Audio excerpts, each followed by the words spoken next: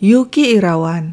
Dia pemilik CV Cahaya Logam, pabrik kuali yang berlokasi di Kampung Bayur Opak, Desa Lebakwangi, Tangerang. Menurut tetangganya, dulu Yuki hidup sederhana dan tinggal di rumah kontrakan kakaknya di Desa Lebakwangi. Hidupnya berubah karena jiwa wirausahanya.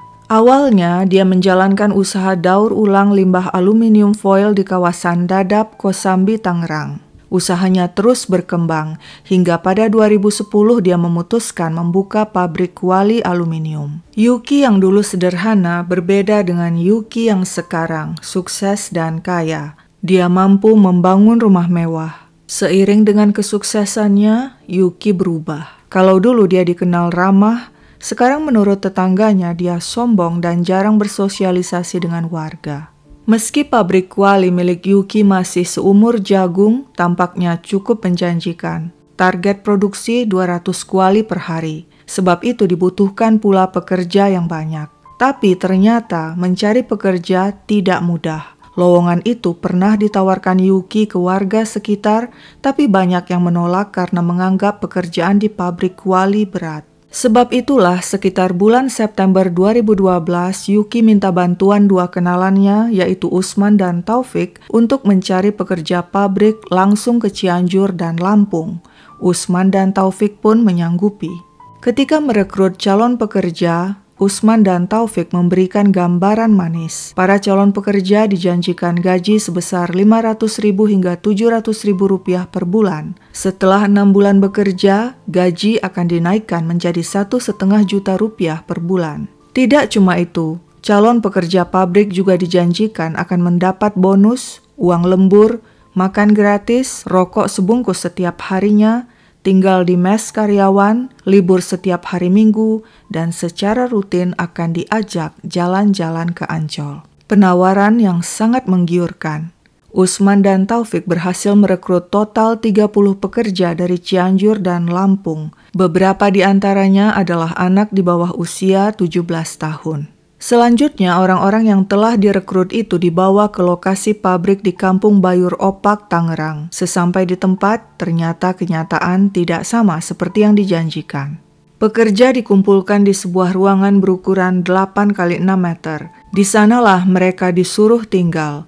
Kondisi ruangan lembab, kurang ventilasi udara, tidak ada tempat tidur. Semua pekerja harus tidur di lantai atau beralas tikar. Fasilitas yang tersedia hanya TV 14 inci, kipas angin, dan sebuah kamar mandi. Pabrik itu dijaga oleh mandor, orang-orang suruhan sang bos Yuki. Mandor utama adalah Teddy Soekarno, Nurdin, Sudirman, dan Rohjaya. Mandor kemudian mengambil barang-barang pekerja seperti baju, sepatu, ponsel, dompet, dan uang. Alasannya barang-barang itu akan disimpan agar tidak hilang. Yang tertinggal hanya pakaian di badan pekerja. Dan sejak hari itu, semua pekerja tidak pernah lagi mengganti baju. Sepanjang hari mereka bekerja, dimulai pukul 5.30 pagi hingga pukul 8 malam, bahkan terkadang hingga pukul 10 malam.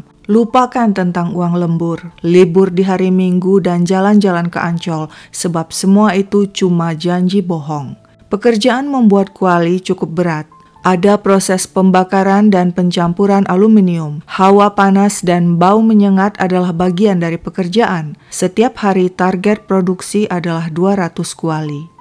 Untuk mengejar target produksi, Yuki dan mandor-mandornya kerap memaki, memukul, dan menampar para pekerja jika mereka lambat dan membuat kesalahan. Mereka juga disundut rokok dan disiram cairan panas aluminium. Mereka nyaris tidak pernah mandi dan gosok gigi karena tidak diizinkan. Seorang pekerja pernah dihajar karena ketahuan mandi. Yuki selalu mengancam pekerja agar jangan coba-coba melarikan diri sebab mereka akan didor anggota Brimob.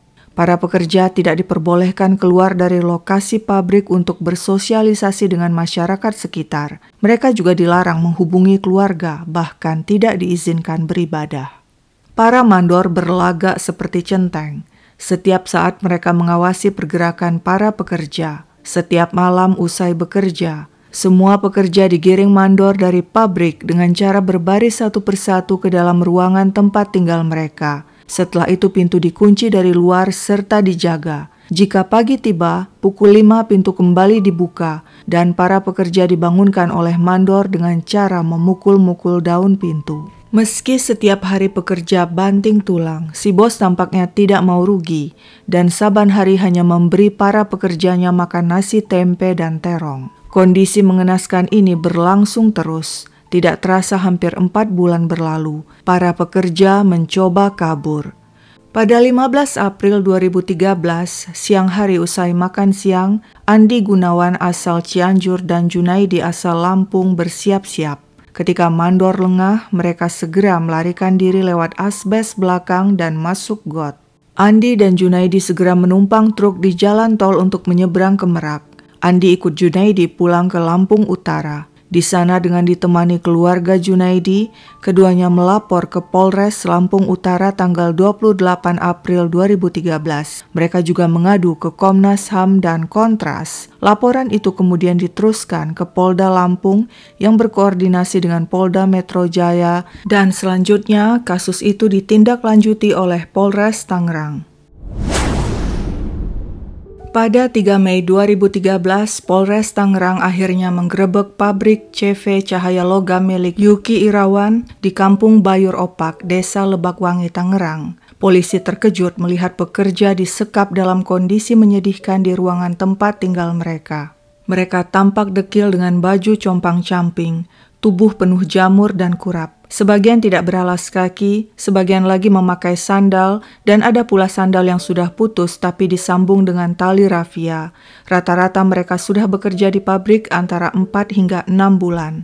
Polisi segera menahan Yuki Irawan, si pemilik pabrik dan para mandor. Kemudian terungkap dari pengakuan tetangga yang diberitakan Tribun News, Yuki tidak hanya berperangai buruk kepada pekerja pabrik, tapi juga pada anak, istri-istrinya, dan tetangga. Yuki kerap memarahi sang istri dan keduanya sering cekcok. Istri pertamanya, Maya, sudah sering menasihati Yuki agar memperlakukan pekerja pabrik dengan baik, tapi nasihat itu tidak ditanggapi. Sedangkan istri lainnya, menurut pekerja, memperlakukan mereka dengan baik dan sering memberi cemilan.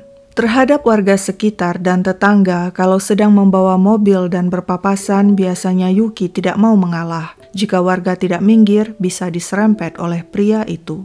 Terbongkar pula fakta, ternyata pabrik Wali Yuki ilegal, tidak memiliki izin operasional.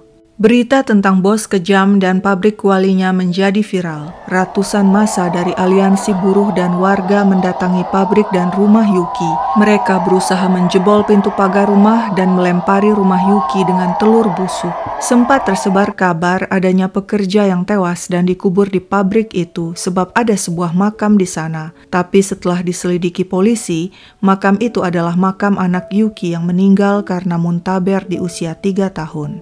Kepada wartawan, Yuki mengatakan hilaf dan minta maaf pada pekerja pabriknya. Dia menyesal atas kejadian itu. Pria itu membantah adanya penyekapan buruh dan menyalahkan mandornya. Itu sudah direkayasa. Ada 6 buruh sedang tidur karena kerja malam. Pintu dikunci dari luar. Itu ulah anak buah saya. Kuncinya dibuang. Sebenarnya selama ini warga sekitar tahu apa yang terjadi di dalam pabrik Wali itu, tapi mereka diam saja. Alasannya, mereka takut sebab Mursan, ipar Yuki, adalah kepala desa Lebakwangi. Akibatnya warga tidak berani melaporkan perbuatan Yuki kepada polisi. Setelah kasus terbongkar, warga jadi berani.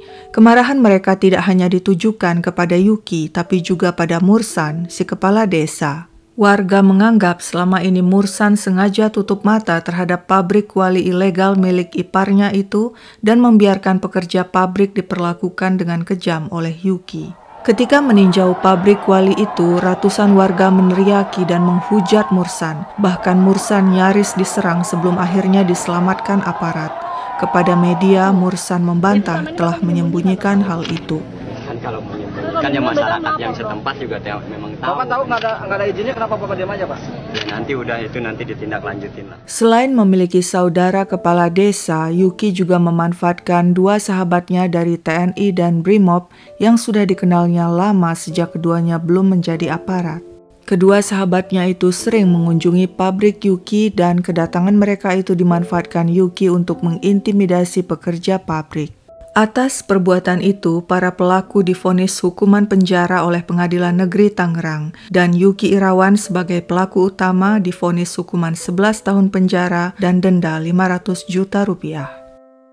Apakah kalian punya kisah suka duka bekerja sebagai buruh atau pekerja pabrik?